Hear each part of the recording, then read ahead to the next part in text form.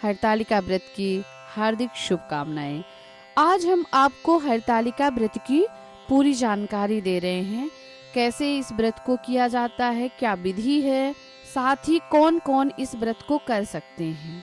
तो जो पहले से माताएं बहनें इस व्रत को कर रही हैं उन्हें तो जानकारी होती है, परंतु जो कन्याएं पहली बार इस व्रत को धारण करने जा रही हैं, इस व्रत को उठाने जा रही हैं, उन्हें पूरी जानकारी चाहिए होती है कि इस व्रत को कैसे करना चाहिए, इसकी विधि क्या है और इसका महत्व क्या है और इसे करना कैसे है। तो आइए जानते हैं अब हम हरतालिका के विषय में कि हरतालिका या तीजा किसे कहते हैं। तो यह व्रत माताओं, बहनों व कन्याओं द्वारा किया जाता है। यह व्रत सौभाग्य में वृद्धि दिलाने वाला होता है। जो कन्याएं इस व्रत को करती हैं उन्हें सुयोग्य वर की प्राप्ति होती है, अच्छा वर उन्हें मिलता है। यह व्रत माताओं, बहनों और कन्याओं द्वारा किया जाता है। शादी के बाद तो यह व्रत कंपलसरी हो जाता है करना, परंतु जिनकी शादी नहीं हुई है वो कन्याएं भी यह व्रत करती हैं और करना चाहिए, जिसे उन्हें मनचाहा वर प्राप्त हो सके। तो सबसे पहले इस व्रत को माँ पार्वती ने किया था और यह व्रत व्रतों में सबसे कठिन व्रत होता है, जिसे निर्जल रहकर, निराहार रहकर अहोरात्र जागरण होती है इसमें। तो अगर आपका स्वास्थ्य अच्छा है तो निर्जल निराहार रहकर ना फल का सेवन करें ना जल का सेवन करें, किसी चीज का सेवन नहीं करना चाहिए और हमें भगवान का स्मरण, भजन, कीर्तन करते हुए व्रत करना चाहिए। लेकिन वहीं पे जो गर्भवती महिलाएं होती हैं या जिसका स्वास्थ्य सही नहीं होता, उनके लिए किसी भी चीज में छूट होती है। तो वो चाहे तो जल भी पी सकती हैं, फल भी खा सकती हैं, आवश्यकता पड़ने पर चाय का भी सेवन कर सकती हैं। और जो कन्याएं पहली बार इस व्रत को ले रही हैं उन्हें पूजन के बाद में व्रत करती हैं। व्रत के बाद में जो शाम की प्रदोष काल की जो पूजा होती है, पूजन और हवन के बाद में उन्हें अवश्य कुछ जल पिला देना चाहिए, थोड़ा जूस पिला देना चाहिए या कुछ फल खिला देना चाहिए। ऐसी मान्यता है कि जब पहली बार हम खा लेते हैं फल को, जल को पी लेते हैं, तो आवश्यकता पड़ने पर हम कभी भी ले सकते हैं। हमारा स्वास्थ्य खराब है और गर्भावस्था के समय पे, लेकिन अगर पहली बार हमने नहीं लिया है तो फिर हम नहीं ले पाते, नहीं लेना चाहिए। अगर पहली बार आपने नहीं लिया तो नहीं लेना चाहिए। इसलिए जो कन्याएं पहली बार इस व्रत को ले रही हैं उन्हें अवश्य जल और फल ले लेना चाहिए। हमेशा के लिए आप निर्जल व्रत करिए, कोई परेशानी नहीं है।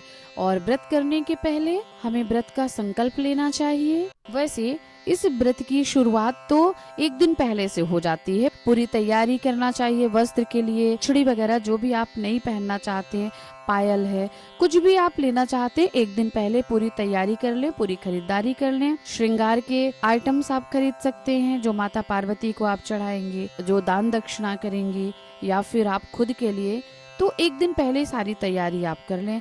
हाथों में मेहंदी लगा लें। हरतालिका का व्रत 30 अगस्त मंगलवार के दिन यह व्रत पड़ रहा है। 29 की रात्रि से इस व्रत की शुरुआत हो जाती है। तो 29 की रात्रि में हमें सात्विक आहार ग्रहण करके ब्रह्मचर्य का पालन करते हुए रात्रि बिताना चाहिए और फिर ब्रह्म मुहूर्त में उठकर इस व्रत की शुरुआत हो जाएगी, जिसमें मान्यता है मौन स्नान का। तो मौन स्नान करने के लिए आपको मतलब कुछ बोलना नहीं है। आप ब्रह्म मुहूर्त के बेला में उठे सुबह 4 बजे और उठ के स्नान करें। अगर आप घर में नहा रहे हैं तो बाल्टी में गंगा जल डाल के सुबह 4 बजे मौन स्नान करें।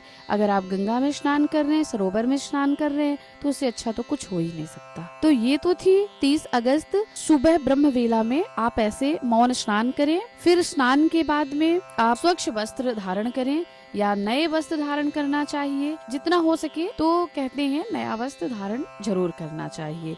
नई बिछिया पहन सकते हैं आप और पायल पहन ले, नया वस्त्र धारण करना चाहिए। फिर भगवान के मंदिर में जाएं, साफ सफाई करें। अगर घर में पूजा कर रहे हैं तो मंदिर के साफ सफाई करके दैनिक पूजा जैसे आप करना चाहते वैसे पूजा कर सकते हैं। और व्रत का संकल्प भगवान शिव पार्वती के समक्ष लें और पूजा करें। फिर दिन के समय पे पूरा श्रृंगार करके रहना चाहिए। हरतालिका के व्रत में 16 श्रृंगार की मान्यता है, तो 16 श्रृंगार कर लें। नए वस्त्र, साड़ी, लहंगा जो आप पहनना चाहते हैं, लाल पीला आप पहन सकते हैं और कर सकते हैं। जो आपका सामर्थ्य हो उसके अनुसार आप निर्णय ले सकते हैं, या आपकी जैसी मान्यता आपकी परंपरा में चल रही हो वैसा आप कर सकते हैं। एक बार यह व्रत धारण करने के बाद इस व्रत को आजीवन किया जाता है। आपका सामर्थ्य है, आपका स्वास्थ्य है, तो इस व्रत को आजीवन करना चाहिए। जब से यह व्रत शुरू करें फिर जीवन पर्यंत यह व्रत करना चाहिए। अगर मासिक धर्म है, कोई सूतक पातक है, व्रत जरूर करें, व्रत नहीं छोड़ना चाहिए, परंतु पूजन बिल्कुल ना करें। पूजन आप किसी और के द्वारा करवा सकते हैं, किसी कन्या से करवा सकते हैं, पंडित जी से करवा सकते हैं, जो भी आपको लगे उनसे आप करवा सकते हैं। अगर नहीं हो सकता तो आप पूजन ना करें, लेकिन व्रत अवश्य करें। और तीजा का व्रत जो हरतालिका व्रत होता है वह चतुर्थी युक्त होना चाहिए, द्वितीया युक्त नहीं करना चाहिए। इसलिए हस्त नक्षत्र में पड़ने वाला व्रत यह उदया तिथि में जो हो रहा है 30 अगस्त मंगलवार को रखा जाएगा।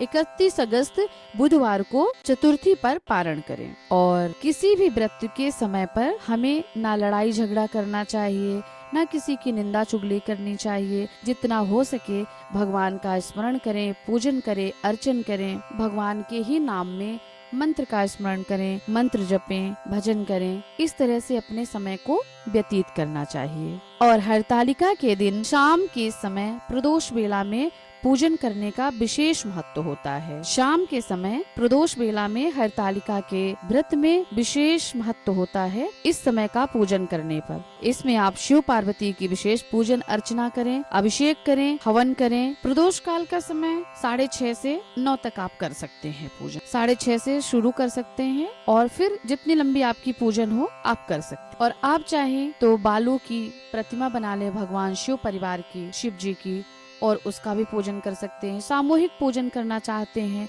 तो मंदिर में जाके सामूहिक पूजन कर सकते हैं।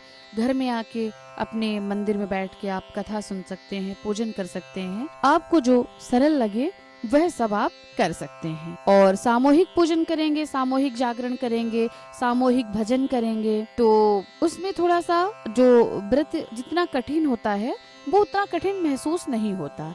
इस वजह से सामूहिक पूजन करने का बस एक ही आधार हो सकता है कि सरलता से आप जागरण कर सकते हैं, व्रत कर सकते हैं। व्रत के दिन का समय व्यतीत हुआ, रात्रि का समय पूजन और अर्चन और भजन के द्वारा व्यतीत हुआ, और फिर ब्रह्म मुहूर्त में फिर से स्नान करें। स्नान करने के बाद ब्रह्म मुहूर्त में दूसरा मौन स्नान करें। 2 मौन स्नान होता है, जिस दिन व्रत की शुरुआत होती है उस ब्रह्म मुहूर्त में, और जिस दिन व्रत खोलेंगे आप उस ब्रह्म मुहूर्त में दूसरा मौन स्नान होता है।